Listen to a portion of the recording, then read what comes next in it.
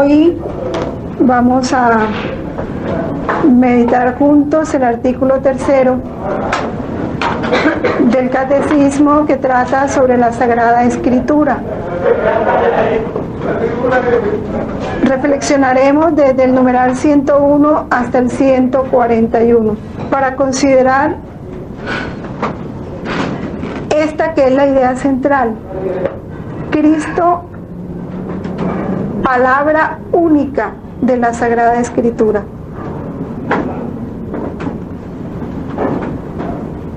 Palabra única. No la más importante, la única palabra que se extiende a lo largo de la Sagrada Escritura. Lo que hemos venido contemplando de la revelación nos muestra a ese Dios. ¿Cuánto se abaja Dios a nosotros? Un Dios que se hace palabra encarnada en Cristo. Toma nuestra carne para que lo podamos escuchar, conocer. Y esa palabra encarnada que es Cristo toma nuestro mismo lenguaje. Meternos en los evangelios es ver a un Jesús tomando lo sencillo de la vida de los hombres, sus ejemplos, sus expresiones, se adaptó a nuestro lenguaje humano para que pudiéramos conocerlo y con él conocer al Padre.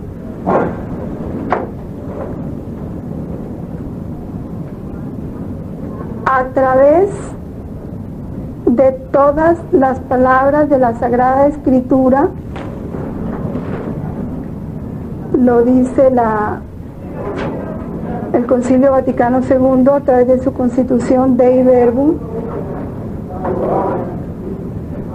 y lo dice también Hebreos 1:1-3, que ya leeremos. Dios dice solo una palabra, su verbo único en quien Él se dice en plenitud. A través de todas las palabras de la Sagrada Escritura, desde el Génesis hasta el último capítulo del Apocalipsis,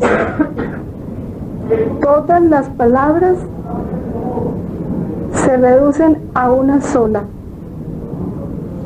que es Jesucristo. Ese verbo del Padre en quien el Padre se nos dice en plenitud, se nos muestra totalmente. Esa palabra plenitud lo expresa todo. Todo un Dios se nos reveló. San Agustín dice, recordad que es una misma palabra de Dios la que se extiende en todas las Escrituras, que es un mismo verbo que resuena en la boca de todos los escritores sagrados, el que siendo al comienzo Dios junto a Dios, no necesita sílabas, porque no está sometido al tiempo. Dios no necesita dividirse para decírselos. Lo que pasa es que se nos dice de muchos modos. Todo el Antiguo Testamento prefigura a Cristo, todo. No hay libro del Antiguo Testamento que no esté centrado en Jesucristo, prefigurándolo. Lo va como proyectando, lo va anunciando. Luego ya viene el Nuevo Testamento, los evangelios, que no hacen sino decirnos todo lo que Jesús hizo y dijo y enseñó. Y todas las cartas de los apóstoles que empiezan a entregarnos toda esa revelación que ellos reciben en Cristo. Vamos a buscar Hebreos 1:1-3.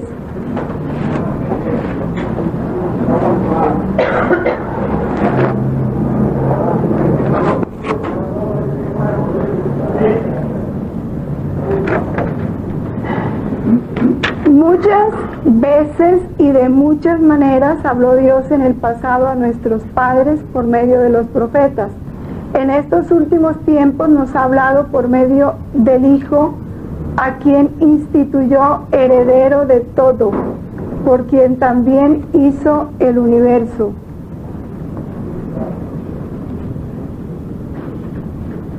En él se nos dijo en plenitud, ¿no? El cual, siendo resplandor de su gloria e impronta de su sustancia, y el que sostiene todo con su palabra poderosa, llevada a cabo la purificación de los pecados, se sentó a la diestra de la majestad en las alturas, con una superioridad sobre los ángeles, tanto mayor cuanto más excelente es el nombre que ha heredado. Ahí nos confirma el apóstol: Cristo, palabra del Padre. Por esta razón, por la que Cristo es esa única palabra que se dice y se extiende a lo largo de todas las Escrituras, la Iglesia siempre, no es solo de ahora, siempre ha venerado de igual forma las Sagradas Escrituras y la Eucaristía. Así como venera el cuerpo de Cristo, venera siempre las Divinas Escrituras. Y por eso en cada Eucaristía se nos presenta un doble pan. El pan de la palabra, que es pan de vida. Ese pan de vida que se nos da a través de la palabra. Y el pan de vida que se nos da a través del cuerpo de Cristo. Ambos son Jesús. La palabra es Jesús y la Eucaristía es Jesús. La diferencia está en que en la Eucaristía el pan y el vino son el cuerpo y la sangre de Cristo. En cambio, en las Sagradas Escrituras, el papel y la letra escrita material no son Cristo. La parte material no es Cristo. Pero la palabra, el espíritu de esa palabra, el contenido de esa palabra sí es Cristo. Esté en papel fino de bordes dorados o esté en el papel más barato que podamos conseguir, impreso en la forma que se haya imprimido, pero es la palabra de Dios, es Jesús. Decir palabra de Dios es decir Jesús, porque Jesús es la palabra del Padre. Y esto porque se ha perdido tanto este respeto a la palabra de Dios que no se considera de igual manera que se considera la Eucaristía. Como lo veíamos la vez pasada, hay tanta ignorancia de esto que mucha gente prefiere llegar a misa cuando ya haya pasado la homilía, porque les parece que lo importante de la misa es del ofertorio en adelante. Come medio banquete, se perdieron el pan de vida dado a través de la palabra.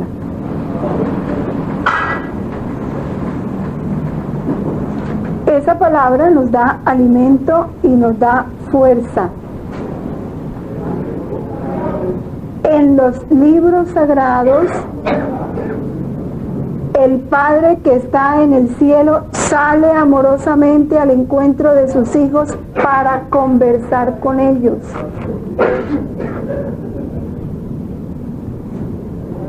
Estas palabras que son del Concilio Vaticano II, de la Constitución Dei Verbum,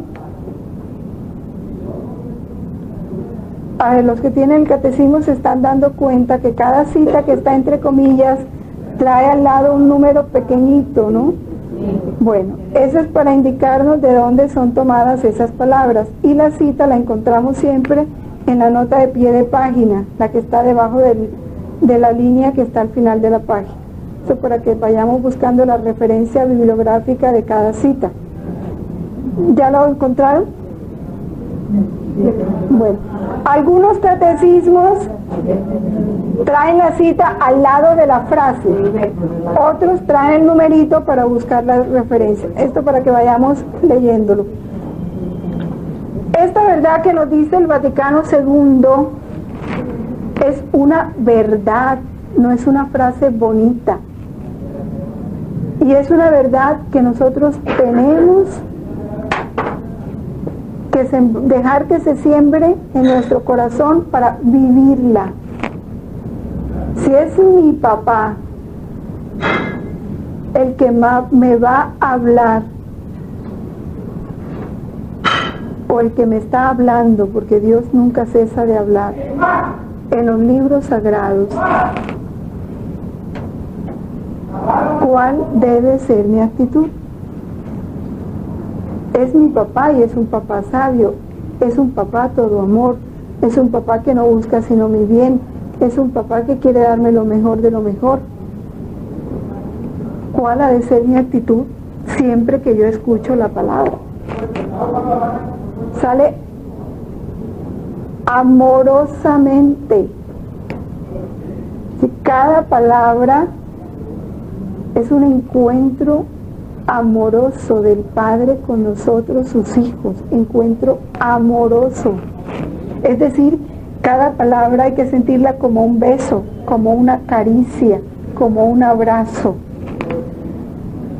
como un regalo de los más tiernos de nuestro papá. Así tenemos que recibirlo. Cuando se lee, se escucha en la Eucaristía, en cualquier parte donde estemos escuchando la palabra, es sentir a ese papá amoroso hablándonos, enseñándonos, instruyendo. Porque cuando estas verdades se nos dan, es para que las vivamos. Y los cristianos nos debiéramos distinguir por eso, por ese respeto y ese amor a esa palabra que es el mismo Jesús. Dios es el autor de las Sagradas Escrituras, claro. Si Él es el que nos habla en ellas, pues Él es el autor.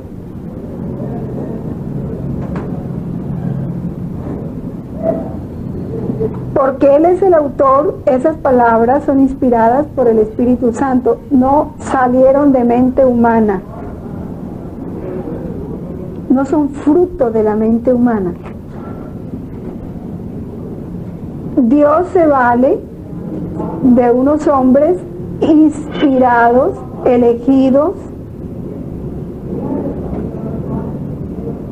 aprovecha sus facultades, porque los autores sagrados usan sus facultades y sus talentos,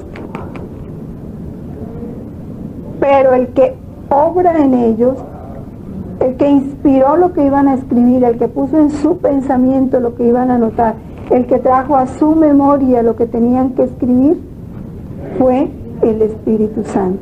El que cuidó para que ni una coma faltara,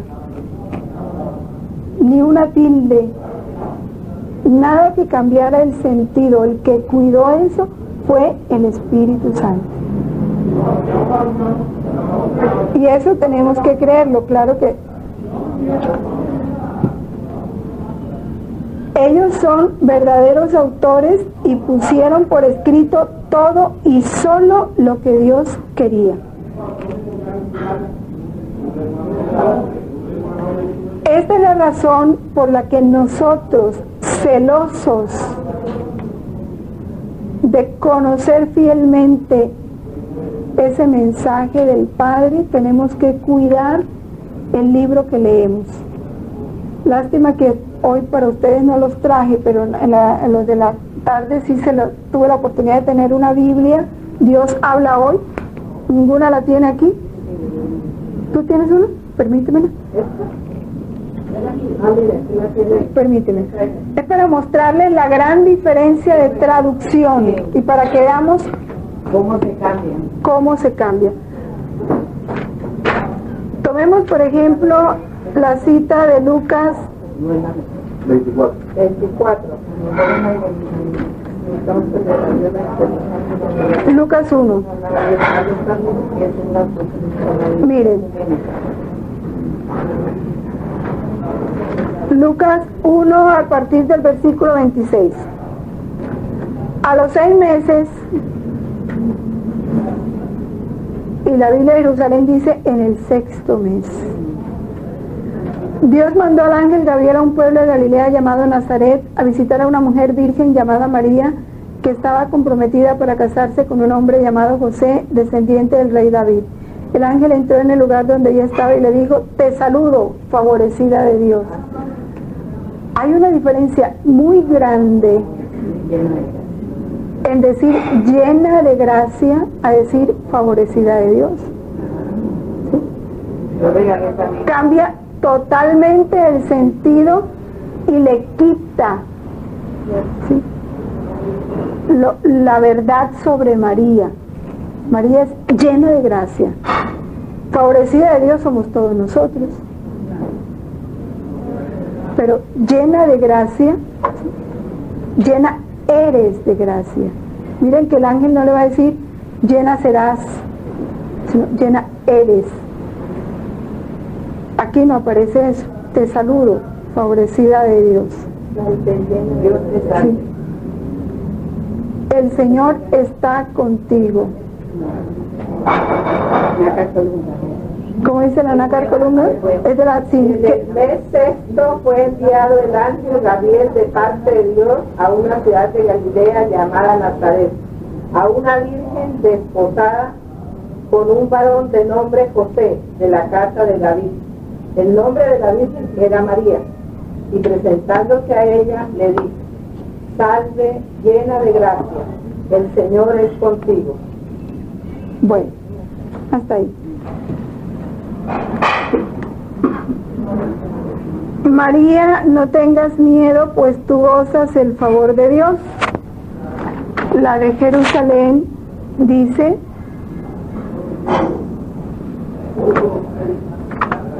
no temas, María, porque has hallado gracia delante de Dios.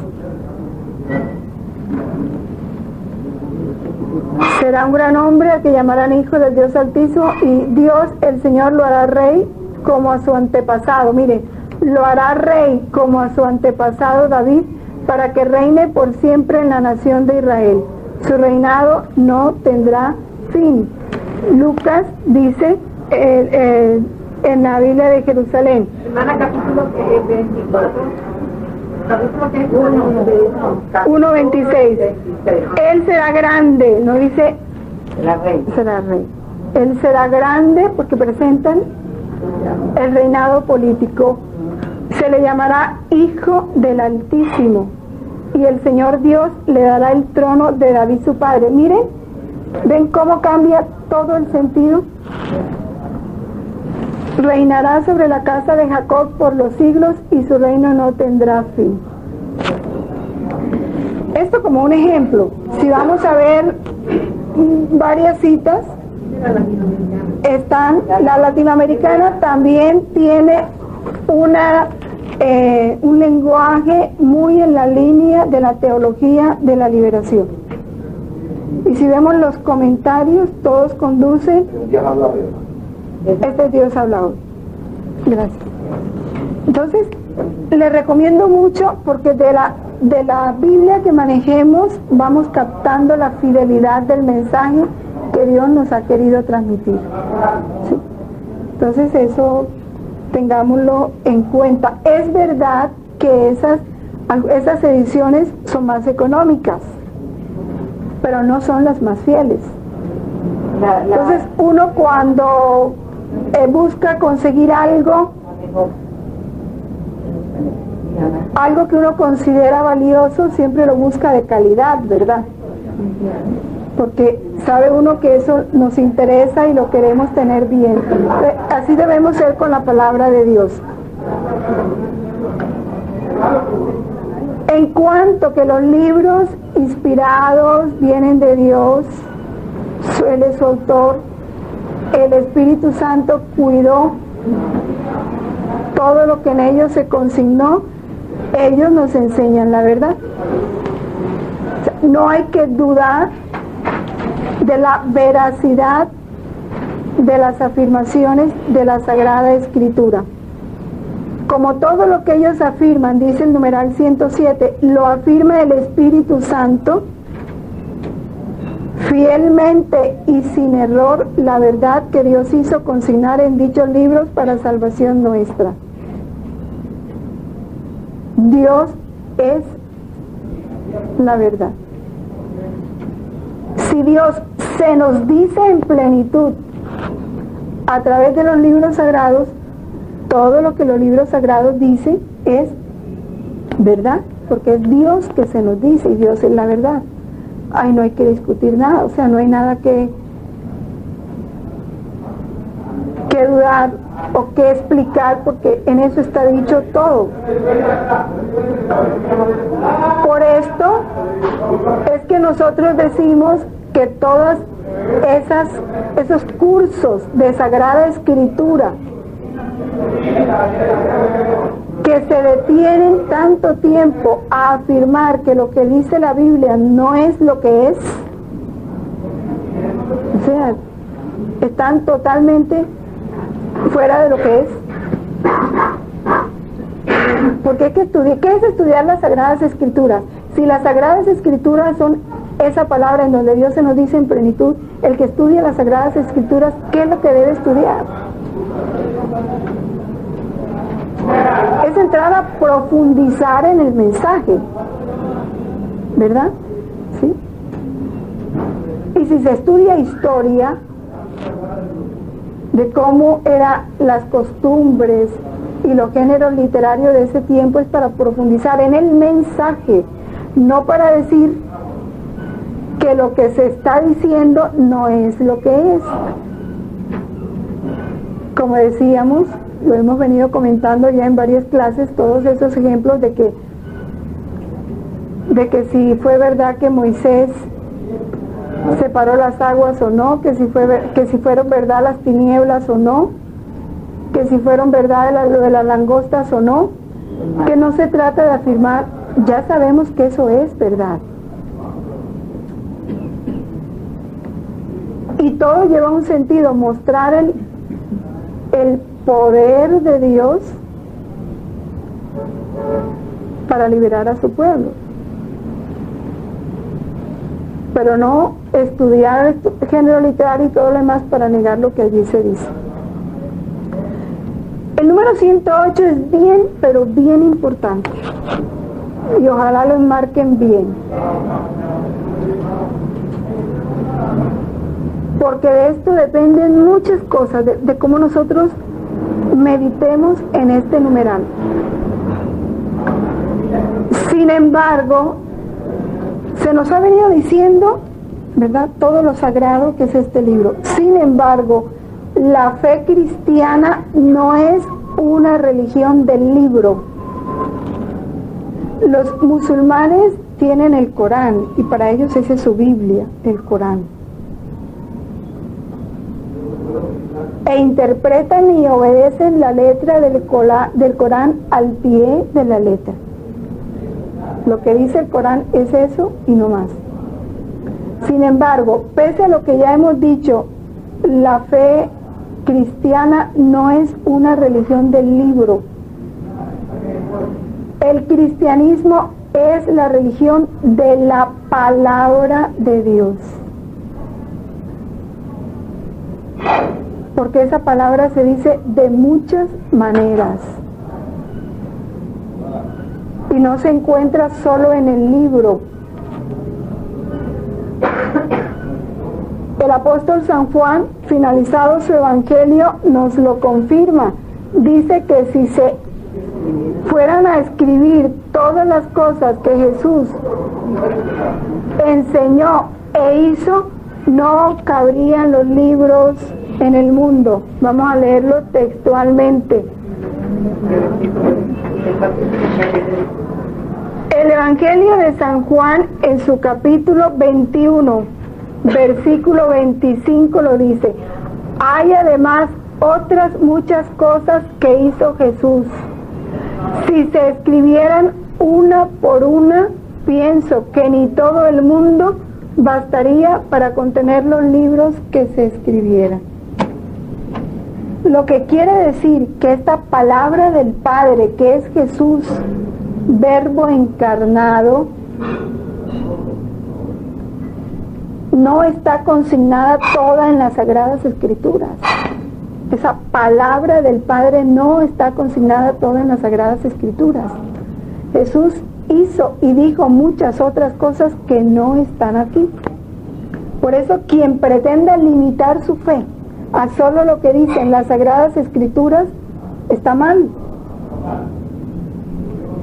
Aún está negando lo mismo que dice las Sagradas Escrituras.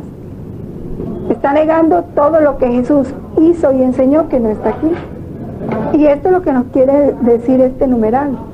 Por eso la Iglesia Católica, sus verdades no están fundamentadas únicamente en la Sagrada Escritura, sino de igual manera acoge, respeta y conserva la tradición, porque ella también es palabra de Dios. Y lo que el magisterio decide, porque el magisterio es Cristo en su iglesia, porque también eso es palabra de Dios, de igual valor que el que tienen las Sagradas Escrituras.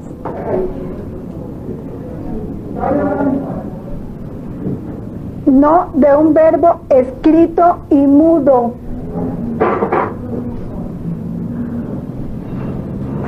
sino del verbo encarnado y vivo, porque Cristo vive en su iglesia,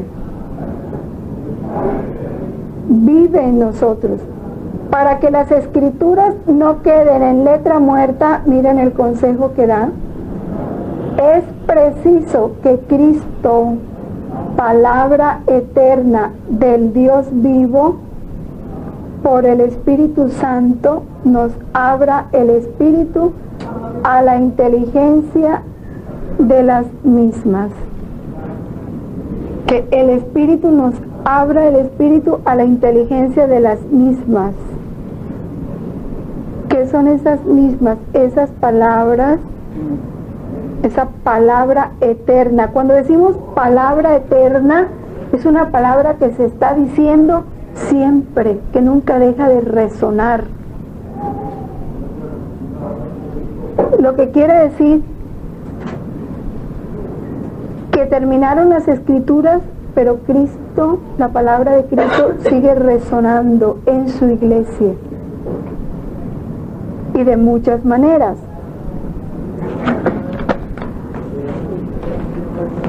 Por eso nosotros debemos estar abiertos a todo lo que Cristo nos va diciendo. Vamos a leer Juan 16, versículo 12.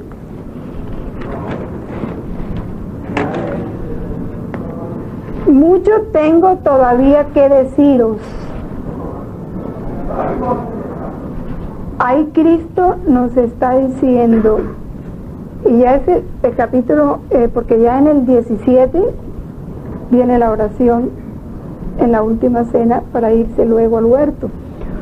Muchas cosas tengo todavía que deciros, pero ahora no podéis con ello.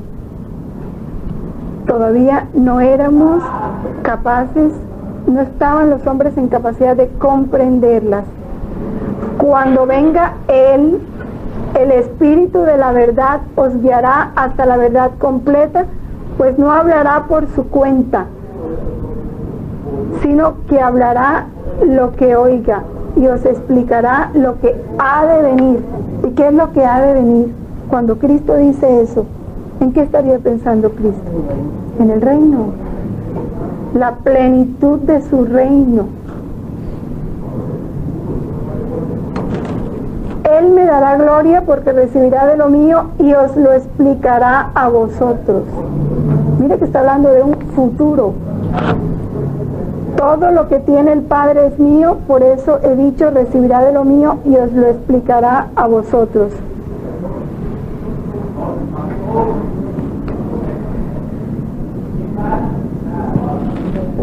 Os he dicho todo esto en parábolas, dice el versículo 25, se acerca la hora en que ya no os hablaré en parábolas, sino que con toda claridad os hablaré acerca del Padre.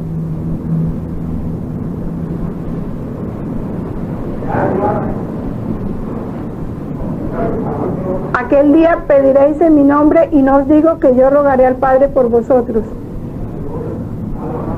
Ya no será nuestro mediador.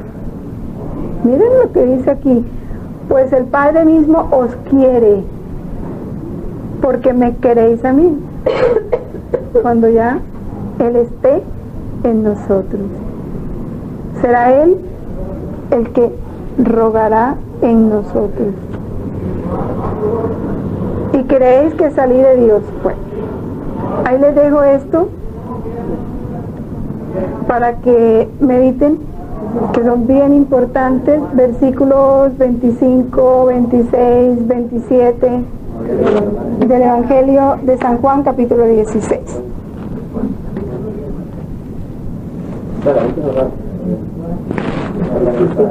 Ahora, entendemos entonces por qué no nos ha de asustar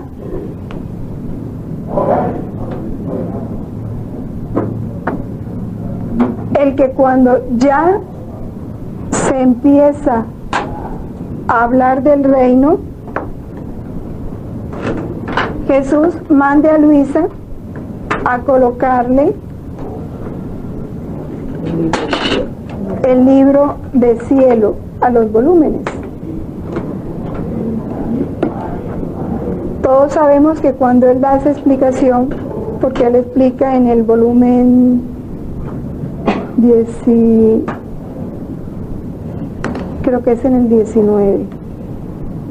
Bueno, no estoy mal, no tengo precisión sobre el volumen donde explica cuando le dice que coloque todo su libro, el título del libro de cielo, y le explica por qué. Dice, porque el lenguaje que contienen esos libros es un lenguaje de cielo. Y siempre que él habla de su palabra. Volumen 13, capítulo 23, vamos a leerlo, dice.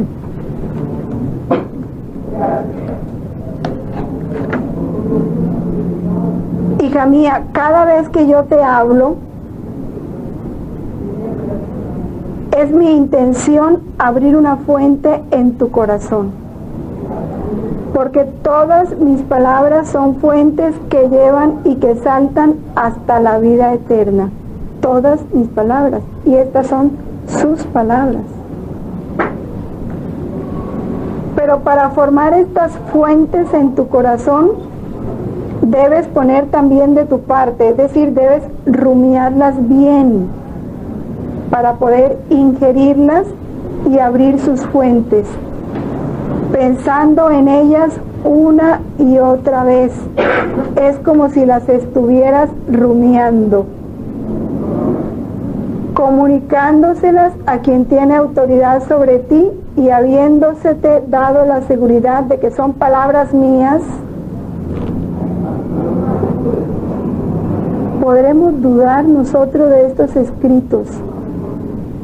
Si Jesús hace que Luisa se someta a una autoridad para que la autoridad le confirme que son palabras de Jesús, y es esa autoridad la que le obliga a poner por escrito esto, porque son palabras de Jesús. Habiéndose te dado la seguridad de que son palabras mías, tú entonces, sin que te pueda entrar la duda, las ingieres y abres la fuente para ti. Y cuando tienes necesidad te sirves de ellas y bebes a grandes sorbos de la fuente de mi verdad, y escribiéndolas abres los canales que le pueden servir a quien quiera quitarse la sed para que no vaya a morir de sed. Ahora bien, no comunicándolas, tú no piensas en ellas. Y no masticándolas, no puedes ingerirlas. Por eso corres peligro de que la fuente no se forme y que el agua no brote. Y cuando tengas necesidad de aquella agua, la primera que sufrirá serás tú. Y si no escribes, no abriendo de este modo los canales, ¿de cuántos bienes privas a los demás?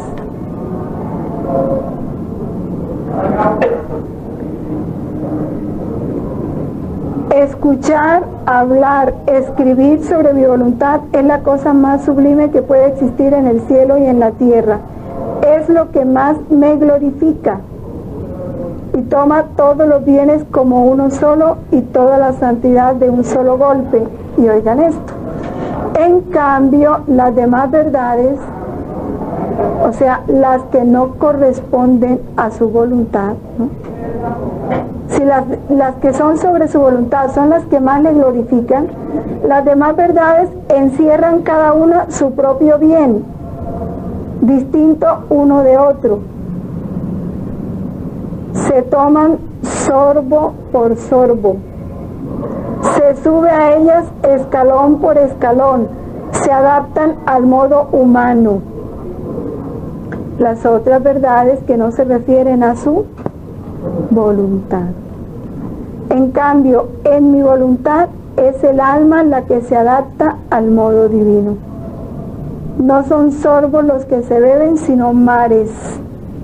No escaloncillos los que se suben, sino vuelos que emprenden y que en un abrir y cerrar de ojos arrebatan al cielo.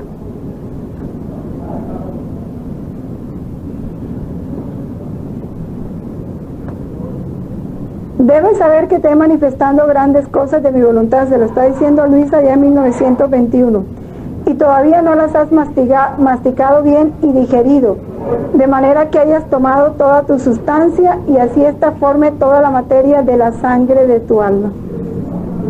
Cuando hayas formado toda la sustancia, regresaré de nuevo y te manifestaré otras cosas más sublimes de mi voluntad. Y mientras espero a que las digieras bien, te tendré ocupada en otras verdades que me pertenecen. Y si las demás criaturas, está pensando ya en nosotros, no se quieren servir del mar,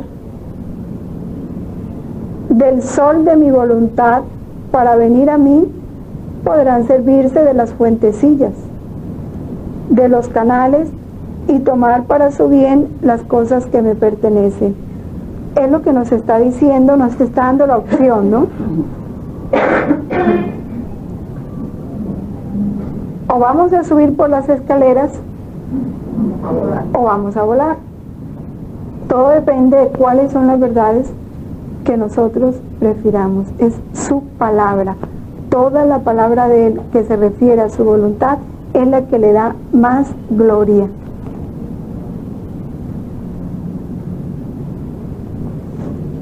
Del capítulo 27 también es muy interesante, dice, por eso, si leerán estas verdades y no tienen disposición, no entenderán ni una palabra.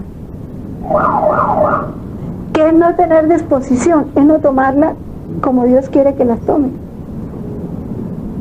Quedarán confundidos y deslumbrados por la luz de mis verdades. Mas para aquellos que estén dispuestos, serán luz que los iluminará y agua con la que quitándose la sed no querrán apartarse jamás de estos canales por el gran bien que sienten y por la nueva vida que corre en ellos. Ya te vas a enredar. Santo Tomás No me va a decir que dejé yo.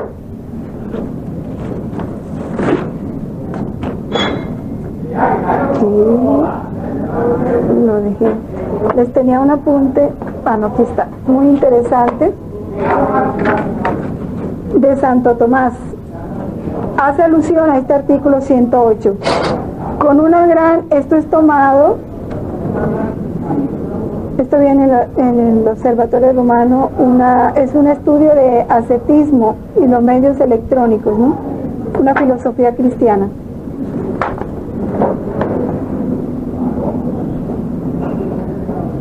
Viene de Roma, Hugh MacDonald es el autor.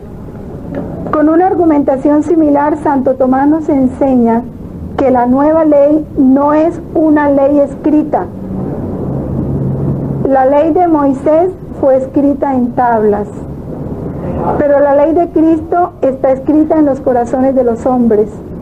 La nueva ley es principalmente la gracia del Espíritu Santo que es dada al fiel de Cristo. Esta ley no es otra cosa que la presencia misma del Espíritu Santo, lo afirma el numeral. Las cosas que están escritas en la Sagrada Escritura no son la nueva ley en sí, sino que nos disponen a creer en la nueva ley. Nos preparan a la ley del reino. ¿Sí? O que nos dan indicaciones específicas acerca de cómo aprovechar la gracia que constituye la nueva ley. ¿Sí?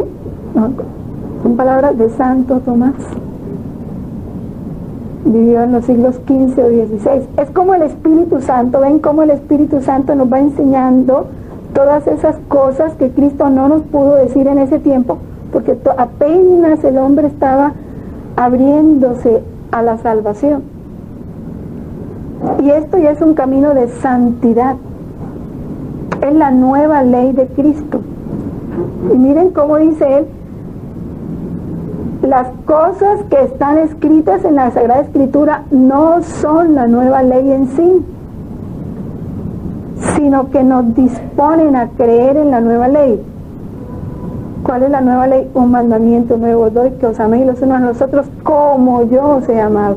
Y ese como yo es toda esa vida interior de Cristo, toda esa divinidad de Cristo que no se conocía, solo se nos había mostrado su humanidad, no su divinidad. Para nosotros aprender cómo amó Él, es aprender a vivir en la divina voluntad como vivió Él. Porque amar como Jesús es amar con el mismo amor de Dios, es poseer a Dios para poder amar con su mismo amor. O nos dan indicaciones específicas acerca de cómo aprovechar la gracia que constituye la nueva ley. Entonces esto nos corrobora mucho de lo que nos dice este numeral. Seguimos entonces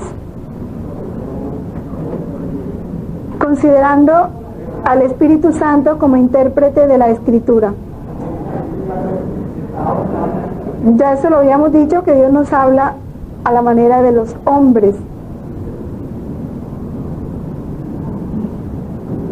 Para interpretar bien la Escritura es preciso estar atento a lo que los autores humanos quisieron verdaderamente afirmar. ¿Ve? Ese es buscar el espíritu con que ellos escribieron. ¿Qué fue lo que nos quisieron comunicar? No pegarnos a la letra y a lo que Dios quiso manifestarnos mediante sus palabras. Y para descubrir la intención de los autores sagrados hay que tener en cuenta las condiciones de su tiempo, su cultura, los géneros literarios usados en esa época, las maneras de sentir, de hablar y de narrar. Esto nos lo van diciendo. La Iglesia ha tenido el cuidado de hacer sus interpretaciones de acuerdo a esto. Como sabe que todos los fieles no tenemos acceso completo a todo esto, ella como madre ha tenido el cuidado de los que sí lo han estudiado la Biblia. La escritura se ha de leer e interpretar con el mismo espíritu con que fue escrita. Lo pide el Concilio Vaticano II. Es afirmación del magisterio de la Iglesia. Con el mismo espíritu con que fue escrita. Ahora, para nosotros saber con qué espíritu fue escrita, también el concilio nos da 3 criterios. ¿Por qué no pudiéramos hacer esa pregunta? ¿Y cómo sabemos con qué espíritu fue escrita? Bueno, entonces vamos a tener estos 3 criterios en cuenta. Primero, prestar una gran atención al contenido y a la unidad de toda la escritura. Si es una única palabra la que se dice en todas las escrituras y esa única palabra es Jesús, eso nos quiere decir que cada verdad de la Sagrada Escritura debe encerrar todas las demás verdades y debe tener una conexión perfecta con todas las verdades de la Sagrada Escritura, porque es una única palabra, es Jesús, y Jesús no puede contradecirse ni confundirse en las formas de decirse. Por muy diferentes que sean los libros que componen la escritura,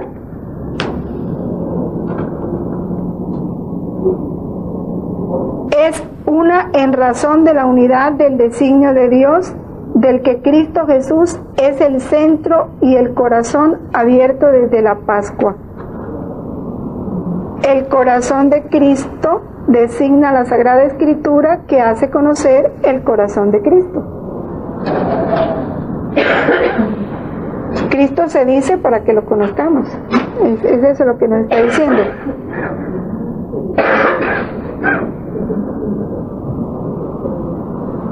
Esta unidad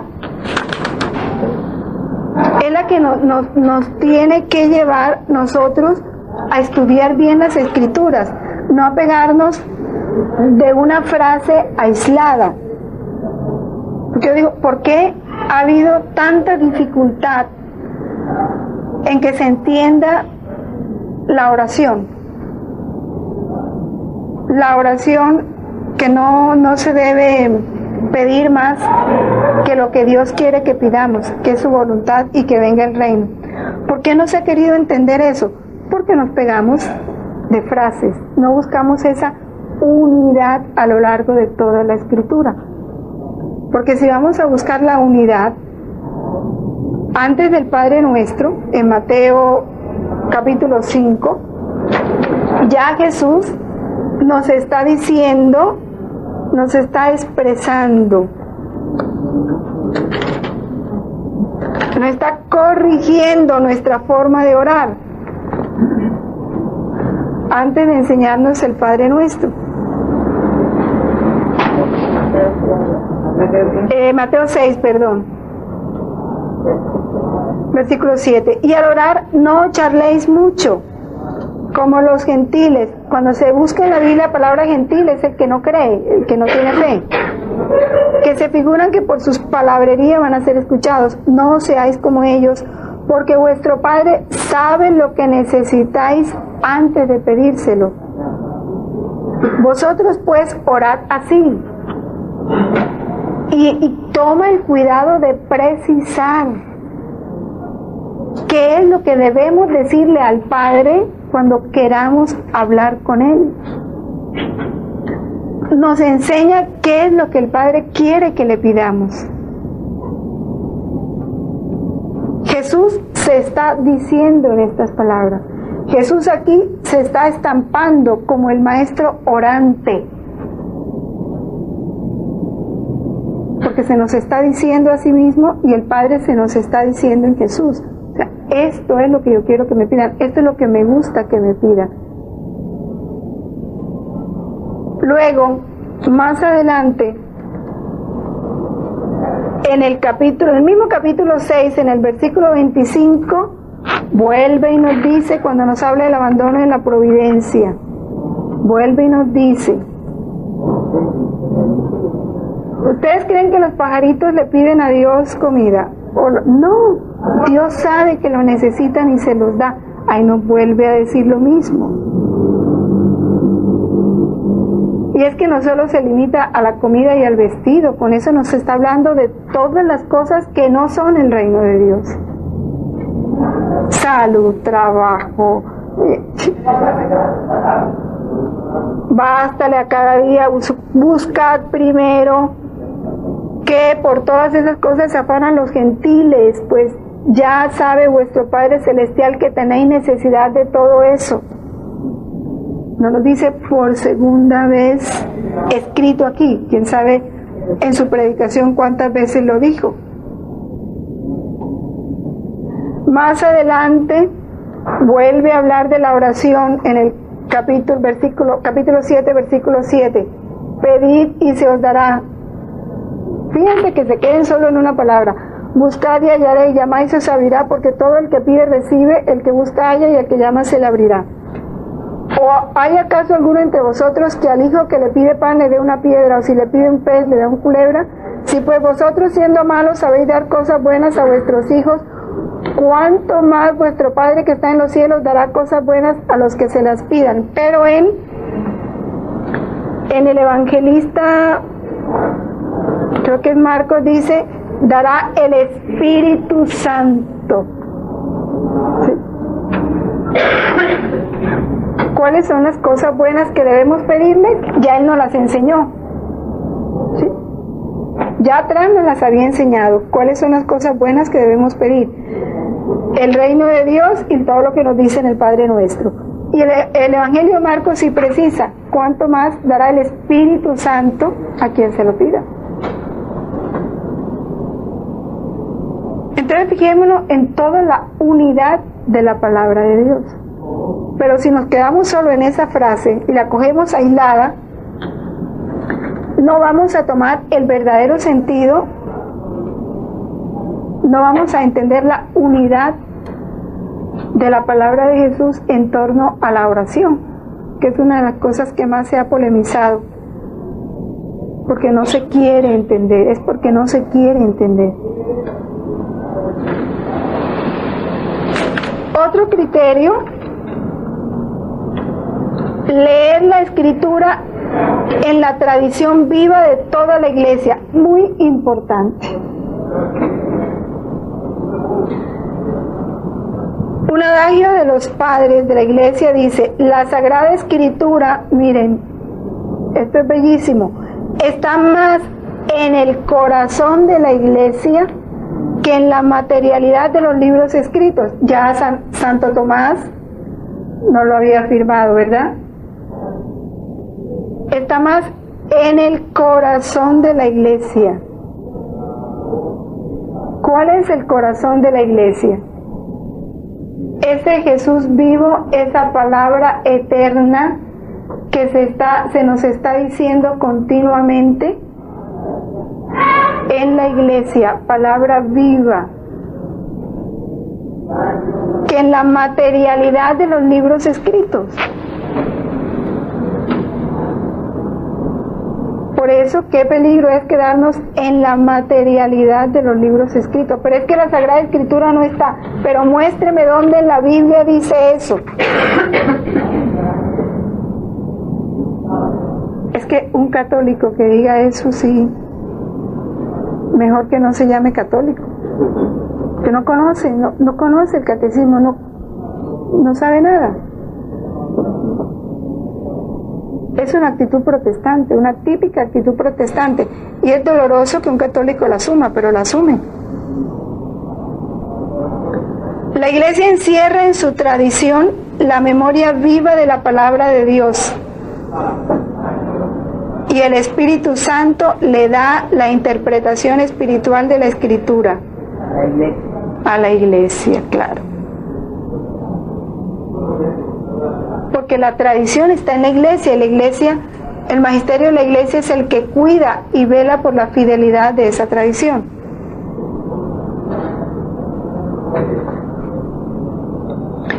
Y este segundo criterio es bien, pero bien importante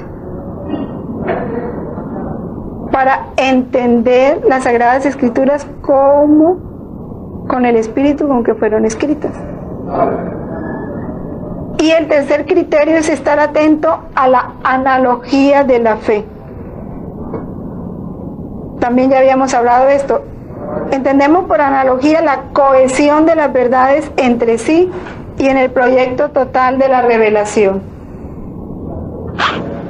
¿Cuál es el proyecto total de la revelación?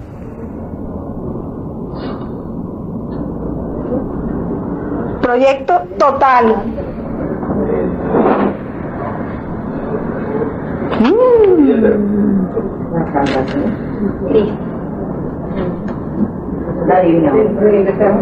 El numeral 1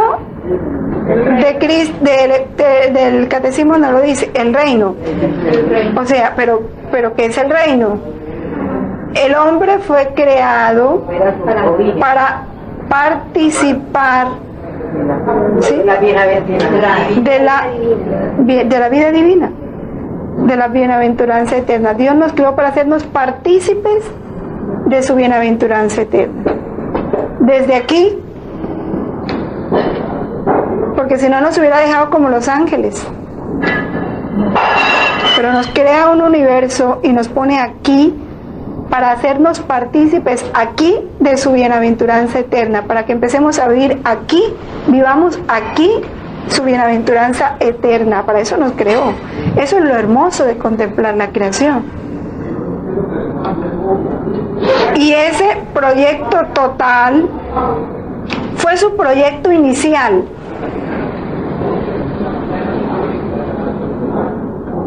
El pecado original da origen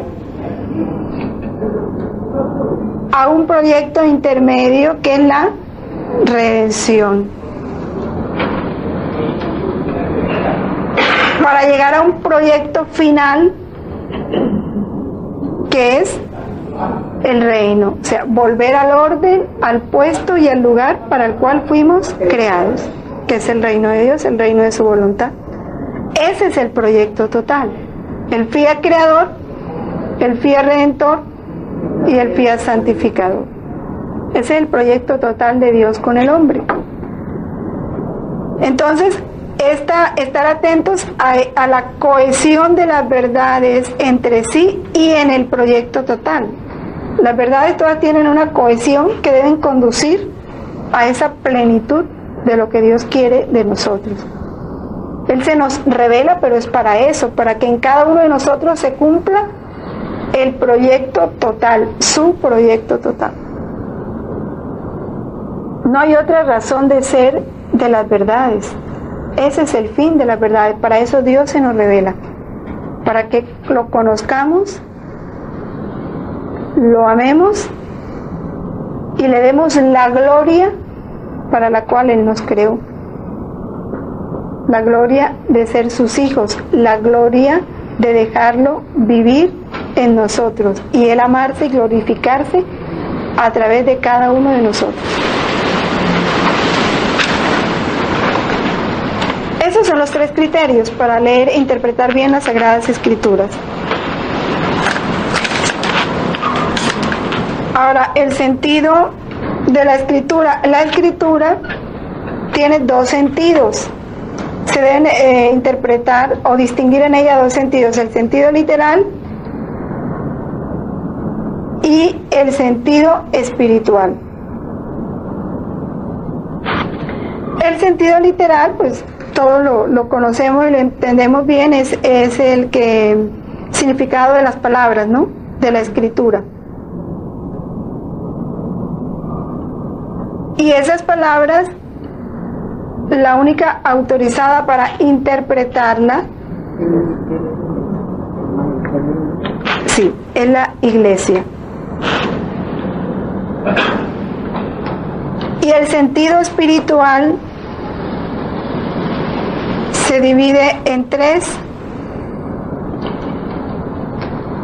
que no solamente el texto de la Escritura, sino también atender a las realidades y acontecimientos que se hablan allí, porque ellos también son un signo.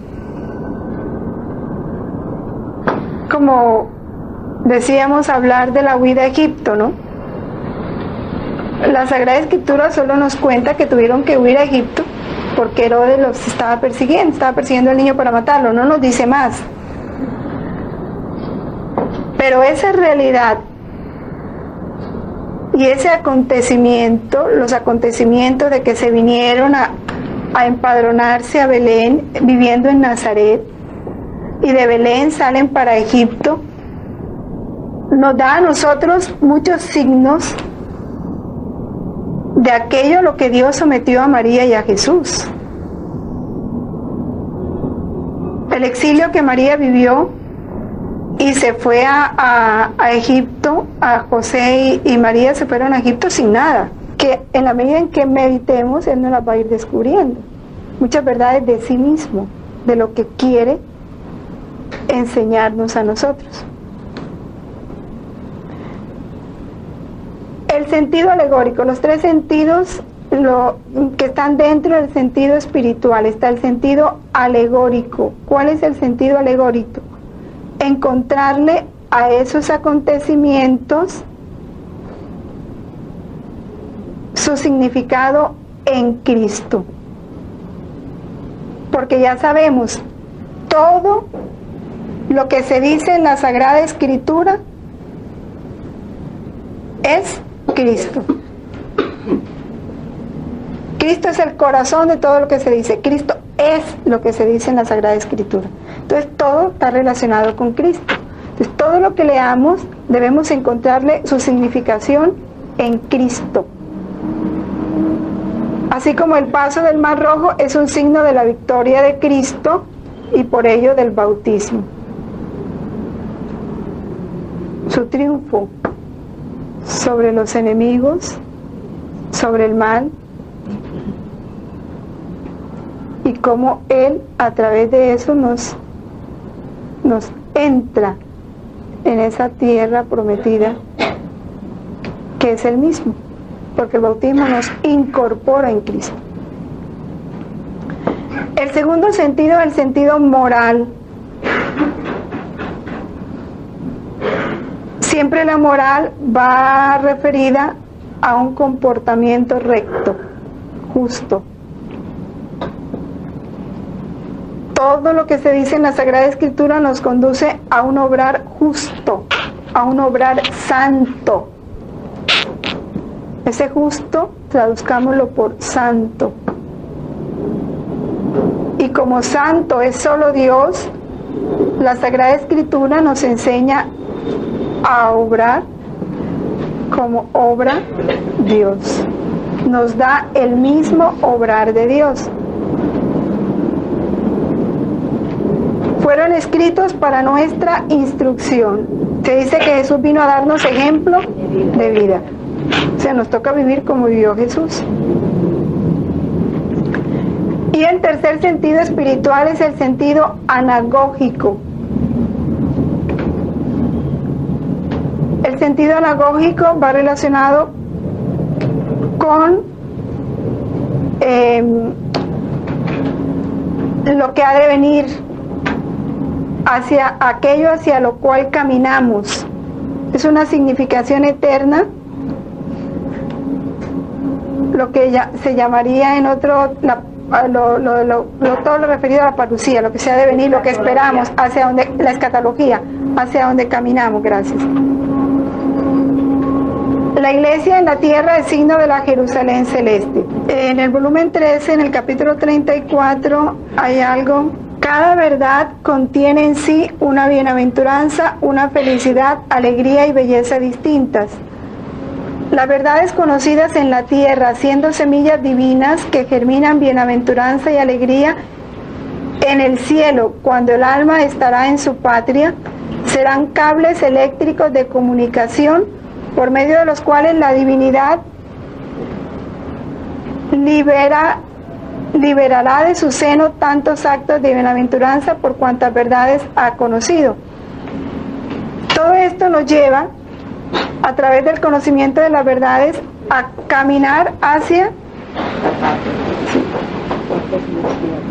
Como cada posesión de la verdad no solo nos da el cielo aquí, sino que nos prepara realidades más grandes y más bellas en esa bienaventuranza eterna. Son las secretarias de mis bienaventuranzas, y si yo no las manifiesto a las almas, ellas no rompen el secreto que contienen. ¿Crees tú que todo el cielo está al día en el conocimiento de mis bienes? Oigan esto que es bellísimo. ¿O cuánto le queda por gozar? Cada criatura que entra en el cielo y que ha conocido una verdad más que los demás no conocida, llevará en sí la semilla para hacer que salgan de mí nuevas alegrías, nuevos deleites y nueva belleza, de las cuales aquellas almas serán como la causa y la fuente, y las demás tomarán parte de ellas.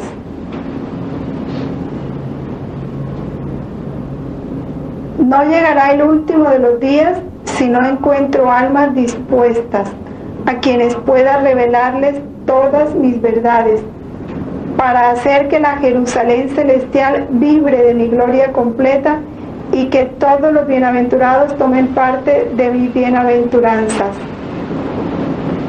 Vuelve y lo dice: las verdades que más me glorifican son las que se refieren a mi voluntad, que es la causa primera por la cual creé al hombre. Ahí, entonces fíjense cómo el conocimiento de las verdades, leerlas con ese sentido anagógico, y que el mismo Jesús nos los va dando a comprender. Bueno, lo del canon de las escrituras, todos lo conocemos. Las Sagradas Escrituras se dividen en Antiguo y Nuevo Testamento. El Antiguo Testamento tiene 46 libros, o 45 si se juntan Jeremías y Lamentaciones, y 27 en el Nuevo Testamento.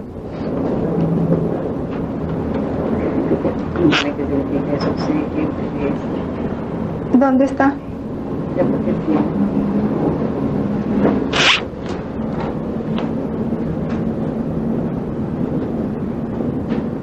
Confrontar estos numerales.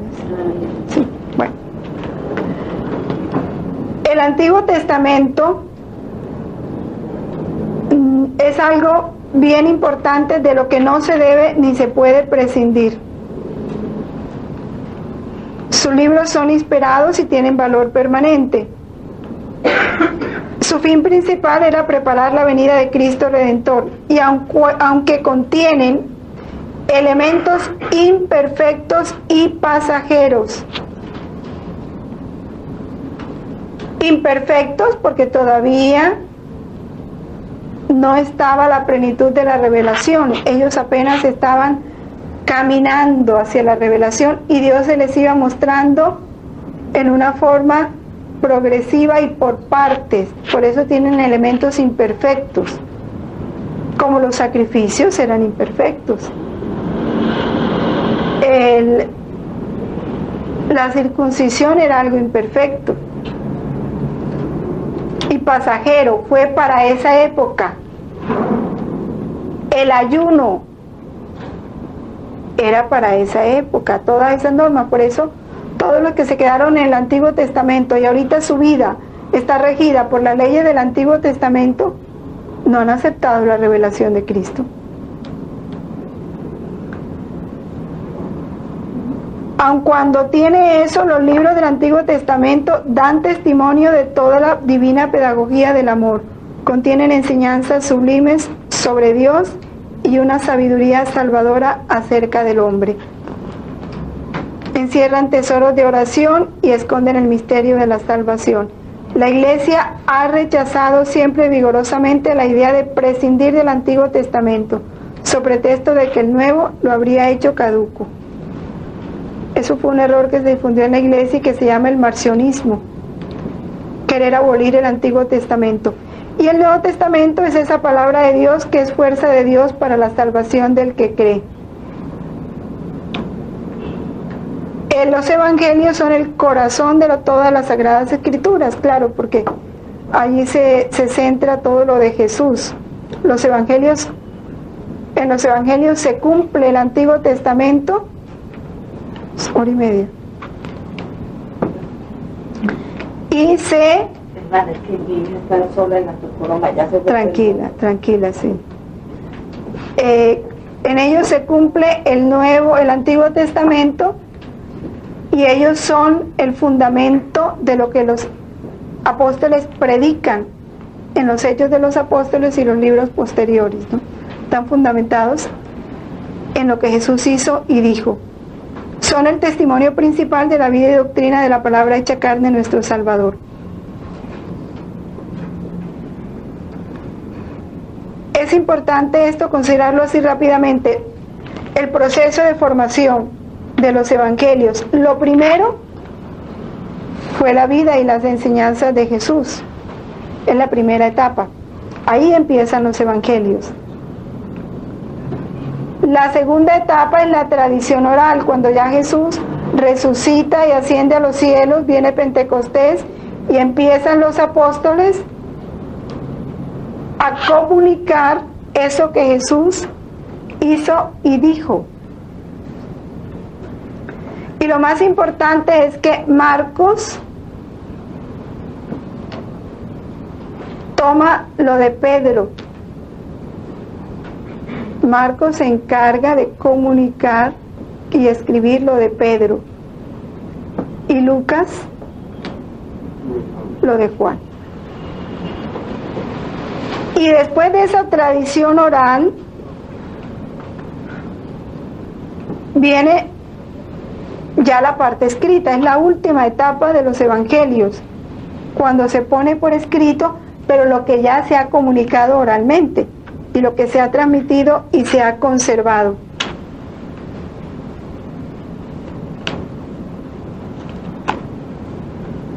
Entre el Antiguo y el Nuevo Testamento hay una unidad perfecta.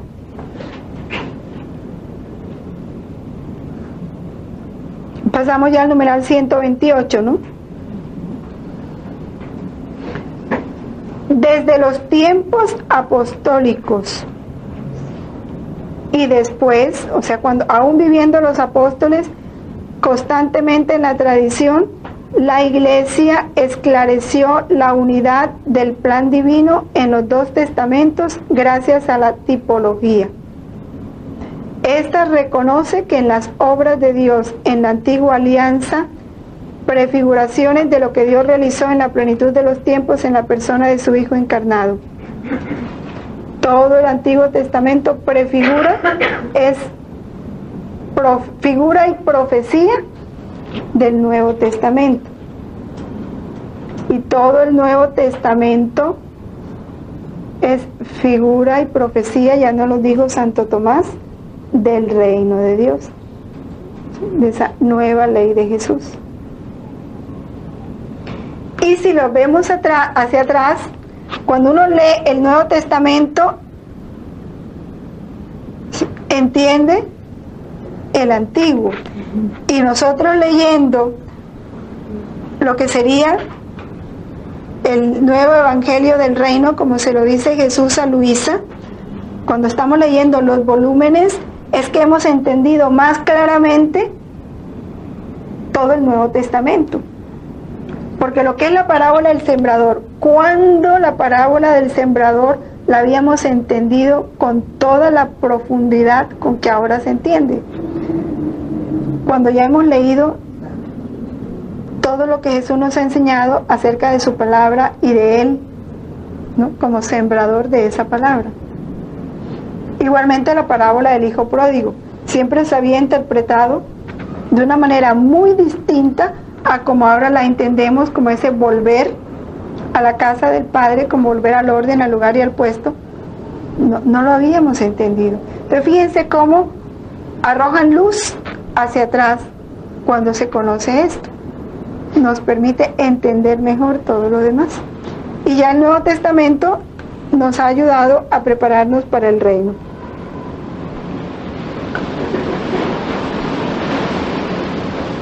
Los cristianos, por tanto, leen el Antiguo Testamento a la luz de Cristo muerto y resucitado. Esta lectura tipológica manifiesta el contenido inagotable del Antiguo Testamento.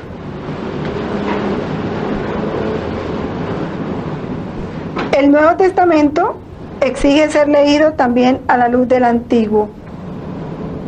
El Nuevo Testamento está escondido en el Antiguo, mientras que el Antiguo se hace manifiesto en el Nuevo.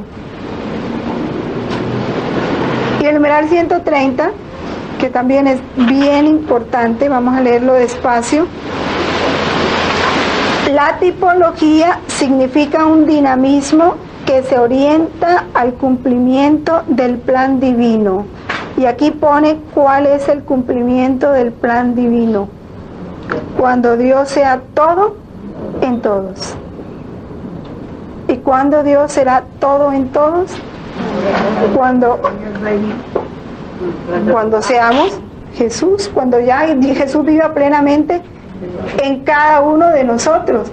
Entonces Dios será todo en todos,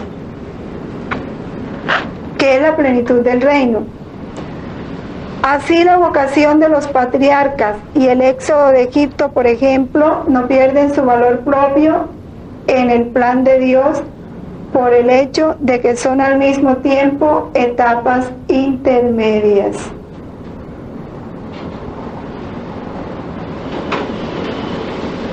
Así como es el éxodo y la vocación de los patriarcas son etapas intermedias, la redención es una etapa intermedia. ¿Cuál es la etapa final? Ya lo dijimos, cuando Dios sea todo en todos. Dios sea todo en todos. Esa es la etapa final. La redención es una etapa intermedia.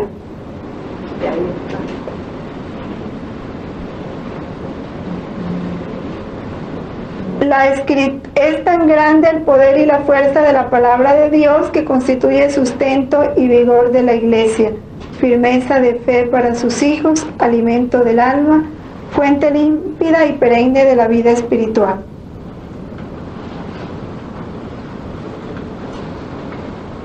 La Escritura debe ser el alma de la teología. El ministerio de la palabra, que incluye la predicación, la pastoral, la catequesis, la homilía, la instrucción cristiana, y en puesto privilegiado, la homilía recibe de la palabra de la Escritura alimento saludable y por ella da frutos de santidad. La Iglesia recomienda insistentemente a todos los fieles la lectura asidua, diaria, permanente de la Escritura, para que adquieran la ciencia suprema de Jesucristo. Claro, si no comemos el pan de vida en la palabra, pues desconocer la Escritura es desconocer a Cristo. Hay un numeral en estos 5 minutos que nos faltan, que yo quiero que lo leamos, aun cuando después lo vamos a volver a leer, pero es muy importante. El 426, creo que es el 427, vamos a precisarlo.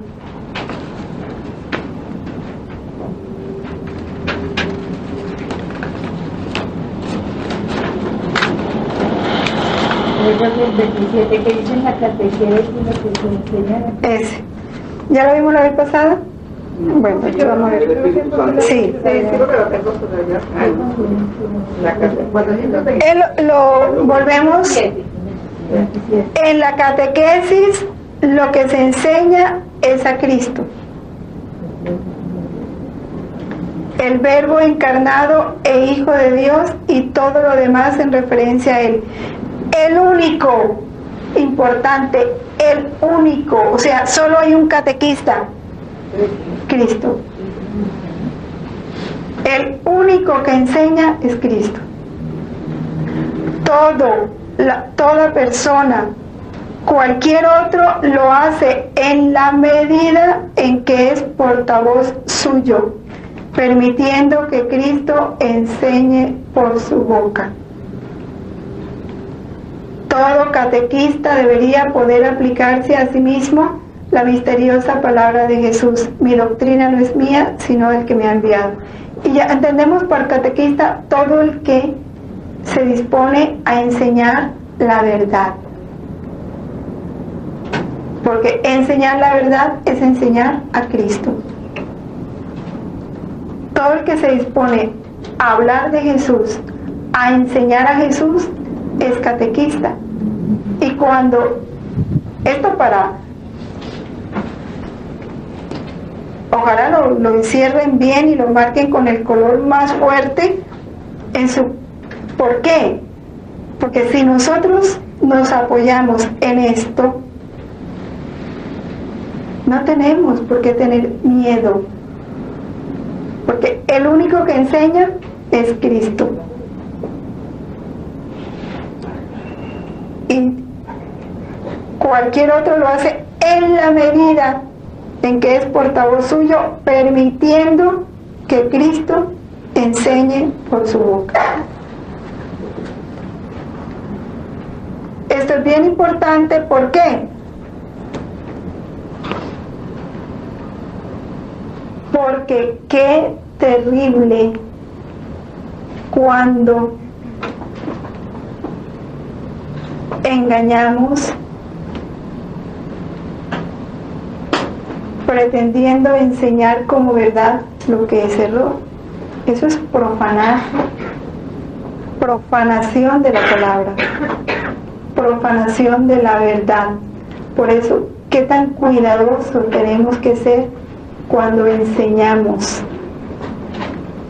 Y nunca, nunca, nunca debemos dar opiniones personales. O porque lo dice la iglesia, o porque lo enseña el catecismo.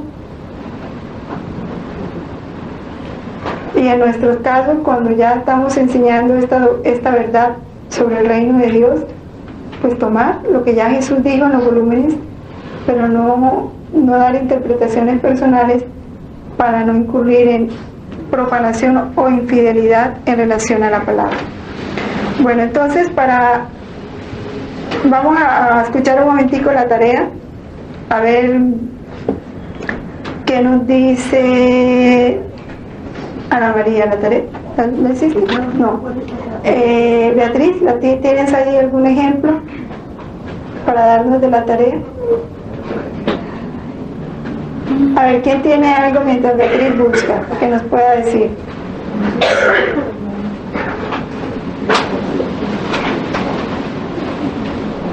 ¿Judith? No tiene nada. Dios madre, pero no. A ver, Claudia.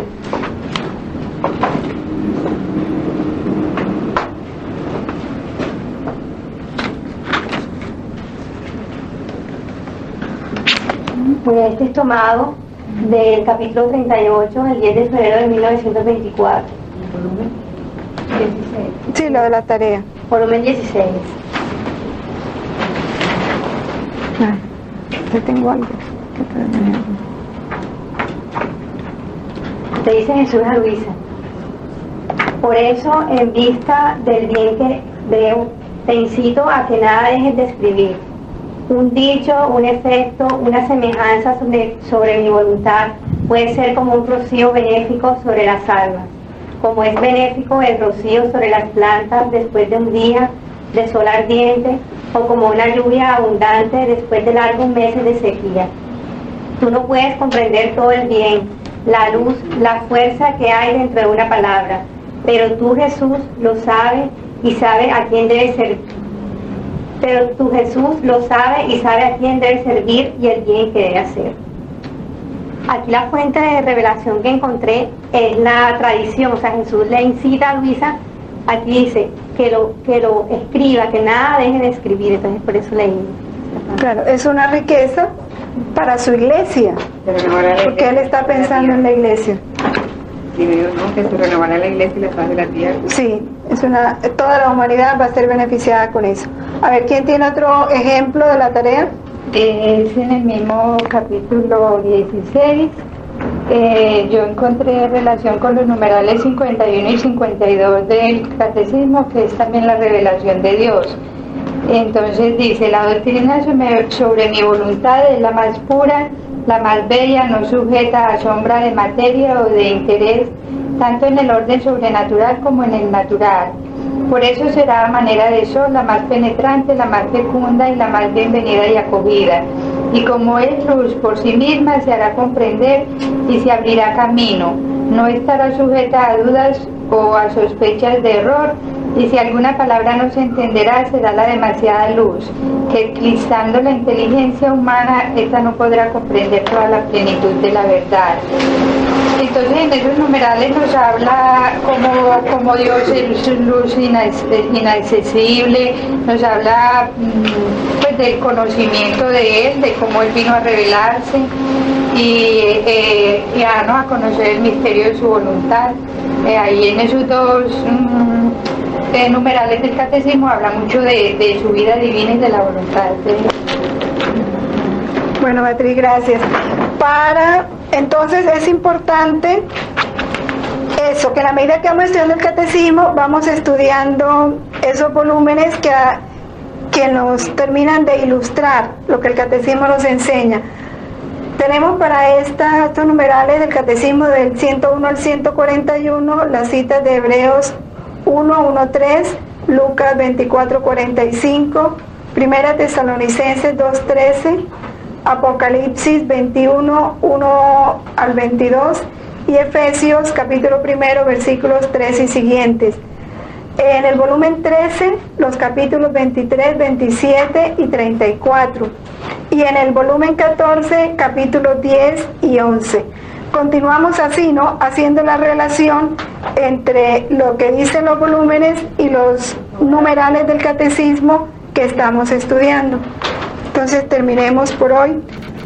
Hay una frase que no quiero dejar de leérselas en el volumen 14, en el capítulo 11, al finalizar: ¿has visto cómo es bello escuchar las verdades? Quien no escucha las verdades gotea tales tinieblas que dan terror. Capítulo 11. Capítulo 11, volumen 14. En el nombre del Padre, del Hijo, del Espíritu Santo. Amén.